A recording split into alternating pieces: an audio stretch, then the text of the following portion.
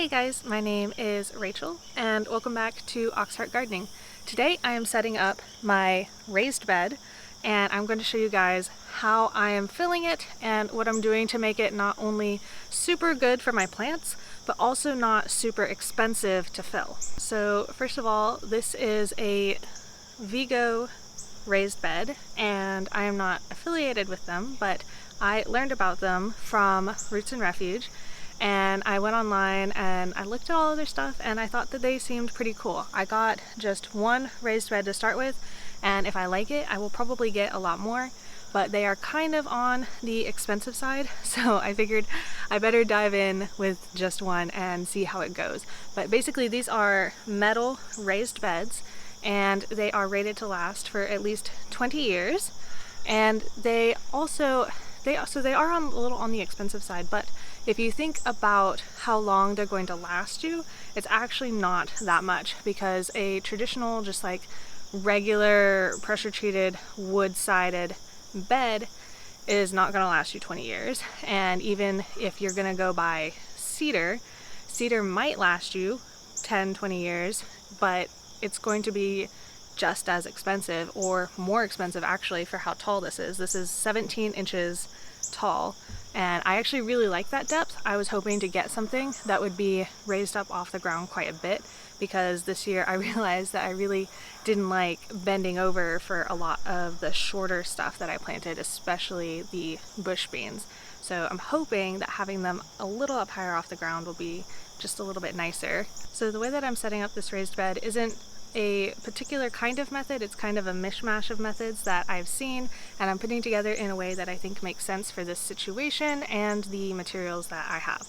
If you wanted to label it, you could maybe call it a modified hugelkultur, and you'll see why in a second, but it's really not traditionally enough hugelkultur for me to really want to call it that. So the first step was to put down cardboard underneath where I wanted my raised bed to be.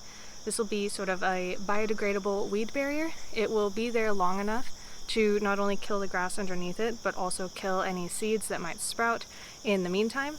And then it will degrade enough for plant roots to reach down to the soil underneath, so that I am not limited to the volume of the raised bed in terms of growing space. Next, I took some rotted logs that we cut from my partner's father's property last winter.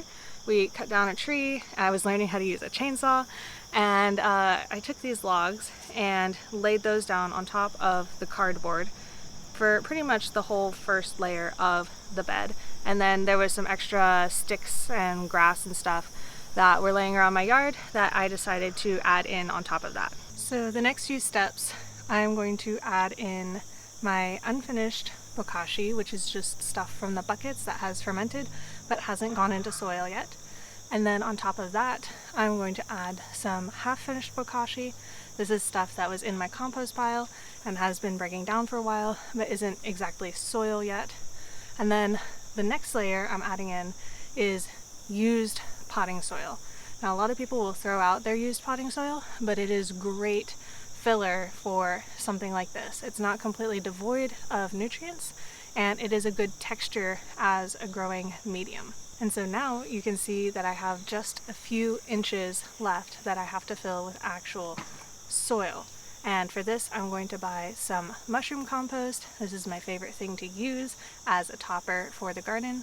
And after I put down my layer of mushroom compost, the final thing is a layer of mulch. So basically we are layering from least broken down up to most broken down, from logs to half broken down compost all the way up to all the way broken down compost.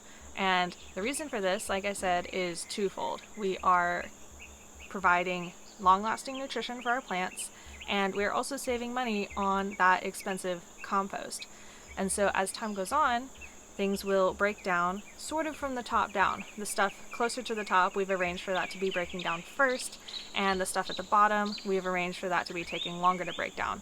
So as the roots come down through the soil, they are continually reaching into new repositories of freshly broken down nutrients.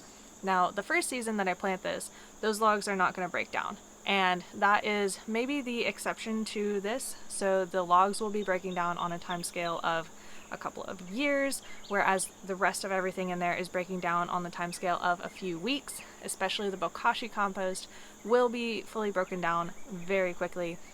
2 weeks or so is the general estimate for bokashi like this.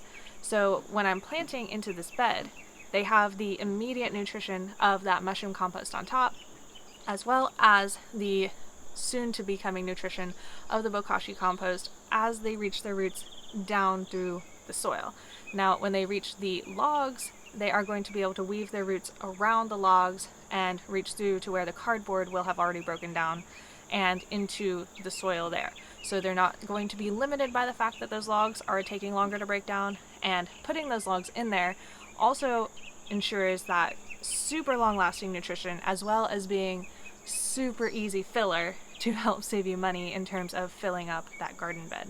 Now, you could do this all in one day, but because of my busy schedule, it took me over the course of several days to get this done, and that is totally fine. And now I feel like that is ready to plant. Thank you guys so much for watching, and until next time, I wish you all happy gardening.